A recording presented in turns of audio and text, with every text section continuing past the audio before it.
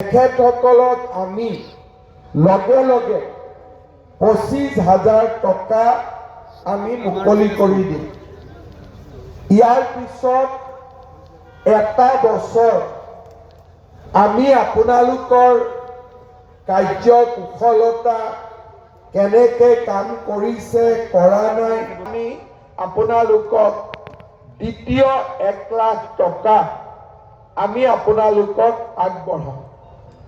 যোৱাবাৰ আমি 25,000 ল'ৰা ছোৱালীক প্ৰথম কিস্তি আৰু দ্বিতীয় কিস্তিৰ ধন দিছিলোঁ।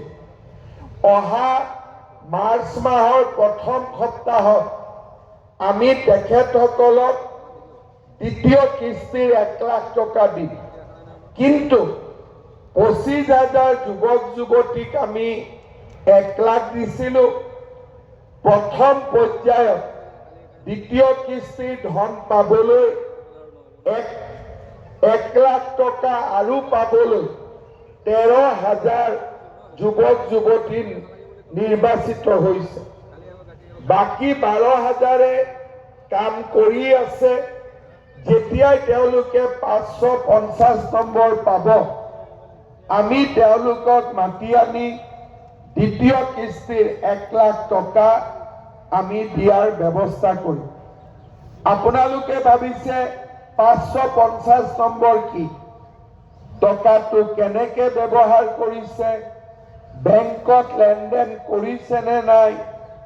আপোনালোকে এই টকাটো দি ব্যৱসায় কৰি মাহত কিমান উপাৰ্জন কৰিছে, কিমানজনক আপোনালোকে চাকৰি দিছে নিজৰ তলত, এই গোটেইবিলাকৰ ওপৰত এটা মাৰ্কিং হয়। আৰু সেই মাৰ্কিংটো সহজ মাৰ্কিং। যদি আমি ভাল কাম কৰোঁ এই নম্বৰখিনি আমি নিজে নিজে পাম।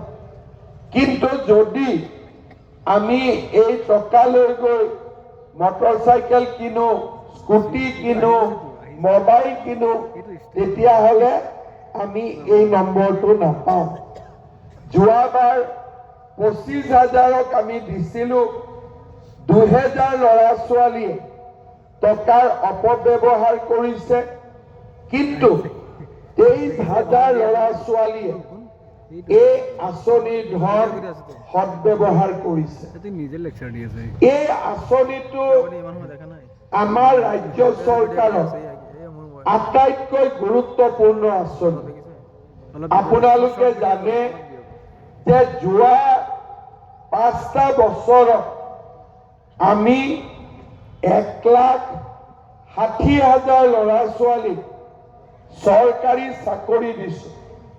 কিন্তু এই যে ল'ৰা ছোৱালীবিলাকক চাকৰি দিছোঁ তেওঁলোকৰ নাম কি? তেওঁলোকৰ নাম হ'ল কৰ্মচাৰী।